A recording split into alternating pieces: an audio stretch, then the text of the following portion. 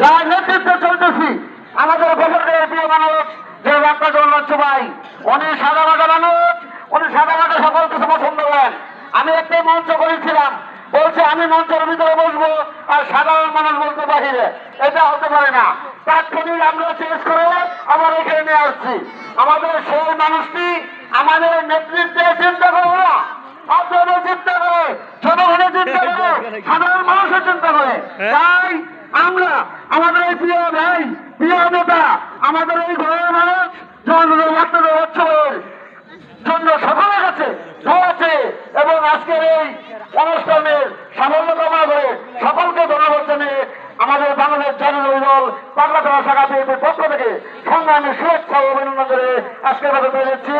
বাংলাদেশ জিন্দাবাদ, বাংলাদেশ জাতীয় দল জিন্দাবাদ, দেশনেত্রী খালেদা জিয়া জিন্দাবাদ, তারেক রহমান জিন্দাবাদ, শহীদ রাষ্ট্রপতি জিয়াউর রহমান অমর হোক, অমর হোক। সকলকে ধন্যবাদ।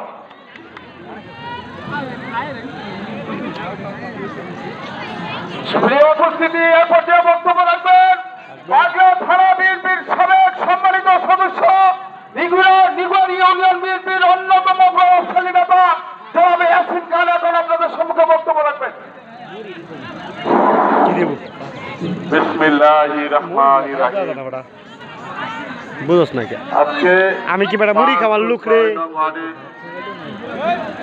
ইফতারের আয়োজনের ব্যবস্থা করেছেন তাদেরকে অসংখ্য ধন্যবাদ জানাচ্ছি। আমাদের প্রান্তীয় নেতা, গফরগাঁওয়ের লৌহ মানব, সিংহ পুরুষ আশাদান বাচ্চুভাইকে, পাশাপাশি আমাদের এখানে আমাদের সিনিয়র নেতৃবৃন্দ, সামনে জনতা, ছাত্র ও অঙ্গ সহযোগী সংগঠনের আমার সংগ্রামী সালাম গ্রহণ করুন। আসসালামু আলাইকুম।